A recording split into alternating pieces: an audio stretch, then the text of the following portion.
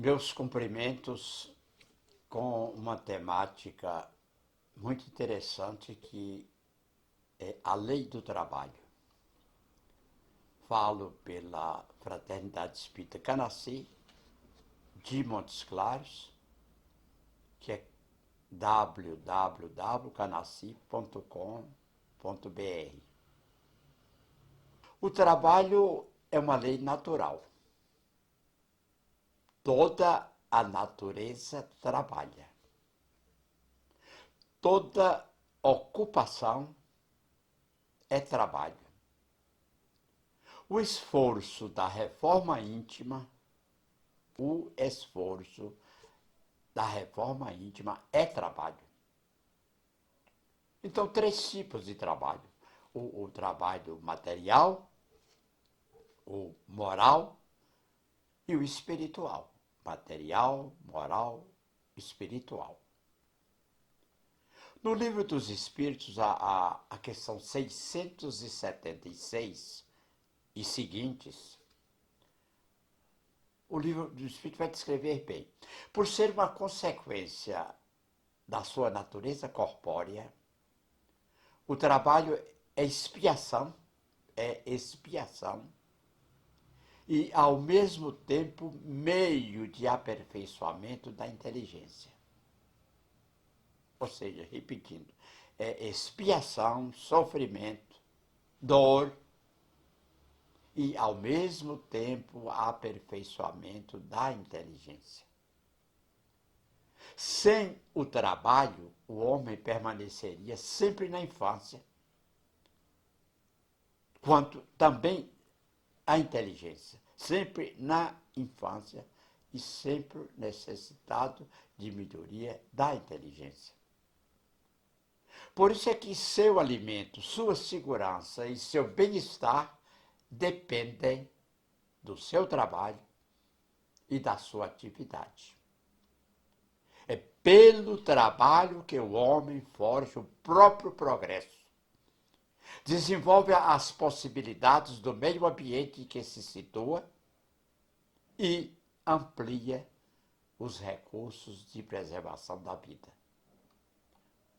Ou seja, desenvolve as possibilidades do seu meio ambiente, do meio ambiente em que se situa, e amplia os recursos de preservação da própria vida. O trabalho não se restringe aos esforços de ordem física e material. Ordem física e material. Abrange também a atividade intelectual, as manifestações da cultura, do conhecimento, da arte e da ciência. Então, o trabalho é tudo. A ordem física e material, a atividade intelectual, as manifestações da cultura, do conhecimento, da arte e da ciência. Com o trabalho, o homem modifica o meio, transforma o seu habitat, cria as condições de conforto. Com a abnegação, da qual não decorre pagamento nem permuta alguma, ele se modifica a si mesmo e cresce no sentido moral e espiritual. O trabalho é, ao lado da oração, o mais eficiente antídoto contra o mal, porque faculta àquele que trabalha e conquista valores incalculáveis com que a pessoa corrige suas imperfeições e disciplina a vontade. Quer dizer, o trabalho é o antídoto contra o mal. Faculta a conquista de valores, corrige imperfeições e disciplina a vontade. O Espiritismo considera trabalho toda a ocupação útil e ensina que ele constitui fator indispensável ao progresso das criaturas e da comunidade em que vivemos, um meio de elevação e de expiação de que necessitamos para resgatar os abusos e os erros cometidos no passado. Então, trabalho é escola, trabalho é correção, trabalho é elevação, é aprimoramento. Livro dos Espíritos, nos prolegômenos. O homem, quintessência do espírito pelo trabalho, e só mediante o trabalho do corpo para que o espírito adquira conhecimento. Quer dizer, nós somos quintessência do trabalho. E tendo o trabalho, então, como a forma de adquirir novos ou readquirir conhecimentos. As almas ou espíritos são criados simples e ignorantes, isto é, sem conhecimentos nem consciência do bem e do mal, porém, aptos para adquirir o que lhes falta. O trabalho é o meio de aquisição e o fim, que é a perfeição. É do livro Céu e Inferno, que é 8:12. Evangelho segundo o Espiritismo, capítulo 25, item 2. A máxima. Buscai e achareis análoga a essa outra. Ajuda-te a ti mesmo, que o céu te ajudará. É o princípio da lei do trabalho e da lei do progresso. Porquanto o progresso é filho do trabalho. O Mateus, capítulo 7, versículo 7, buscai e achareis, batei e abri-se-vos-á. É a máxima evangélica do buscar e achar, bater. Então, ajuda-te a ti mesmo, que o céu te ajudará. Princípio da lei do trabalho e da lei do progresso. Porque o progresso é filho do trabalho. Se Deus houvesse isentado do trabalho do corpo o homem, seus membros se teriam atrofiado. Se houvesse isentado do trabalho da inteligência, seu espírito teria permanecido na infância, no estado de instinto animal. Do Evangelho segundo o Espiritismo, capítulo 25. A prece mais agradável a Deus é o trabalho útil, seja qual for. Não vos contenteis em pedir a Deus que vos ajude. Ajudai-vos vós mesmos, pois assim provareis a sinceridade da vossa prece. É da Revista Espírita, 1860. Segundo o Espírito de Verdade, ainda da Revista Espírita, agora de 1862, segundo o Espírito de Verdade, felizes são os que tiveram trabalhado no campo do Senhor com desinteresse e sem outro móvel senão a caridade, porque seus dias de trabalho serão pagos ao cêntuplo do que esperam. Se bastasse formular palavras para se dirigir a Deus, os inoperantes apenas teriam que tomar um livro de prece para satisfazer a obrigação de orar. Trabalho, a atividade da alma são a única boa prece que a purifica e faz crescer. Revista Espíritas, 1865. Nos espíritos, o progresso é fruto do próprio trabalho. São eles, pois, os artífices da sua situação, feliz ou infeliz, conforme o ensinamento do Cristo. A cada um, segundo as suas obras.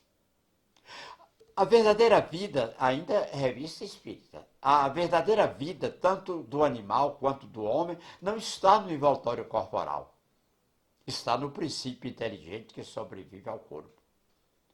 Esse princípio inteligente necessita do corpo para se desenvolver pelo trabalho que deve realizar sobre a matéria bruta.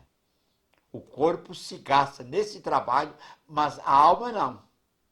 A alma não. Ao contrário, dele sai mais forte, mais lúcida e mais capaz. Apesar da importância do trabalho, a lei natural fixou um limite ao seu exercício, que é, segundo os ensinamentos espíritas, o limite de nossas forças, fato que deixa claro que, sendo fonte de equilíbrio físico e moral, o trabalho deve ser exercido por tanto tempo quanto nos mantenhamos válidos. Benjamin Franklin, aos 81 anos, colaborou na elaboração da Constituição Americana. Benjamin Franklin, aos 81 anos, colaborou na elaboração da Constituição Americana. Miguel Ângelo, aos 89, ainda produzia obras de rara beleza. Cândido Rondon, o grande marechal brasileiro, aos 92, ainda trabalhava intensamente nas matas do Brasil. Nas matas. Rockefeller, aos 90, declarou: sou o homem mais feliz do mundo. Parece-me começar a viver agora. Sou feliz porque posso trabalhar. Cora Coralina, aos 96, recebeu o troféu Juca Pato na União Brasileira de Escritores, que a elegeu a intelectual do ano. Quer dizer, aos 96 anos de idade, Cora Coralina foi considerada, eleita, a intelectual do ano. Francisco Cândido Xavier, o nosso querido grande Chico, aos 92, Deus me permita a satisfação de continuar sempre trabalhando. Joana de Ângeles. O trabalho é, ao lado da oração, o mais eficiente antídoto contra o mal, porquanto conquista valores incalculáveis com que o espírito corrige as imperfeições e disciplina a vontade. Eu estou repetindo e agora dizendo que são palavras de Joana de Ângeles. O trabalho dela, ainda de Joana de Ângeles, o trabalho se alicerça nas leis de amor que regem o universo. Trabalha o verme no solo, o homem na terra e o pai nas galáxias. A vida é um hino à dinâmica do trabalho. Não há na natureza o ócio.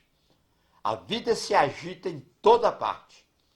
O movimento é lei universal em tudo presente. Oração ao trabalho de Bezerra de Menezes. Senhor, ensina-nos a trabalhar mais, produzindo mais e a produzir mais, a fim de conquistarmos recursos maiores para distribuir o auxílio sempre mais amplo da tua misericórdia.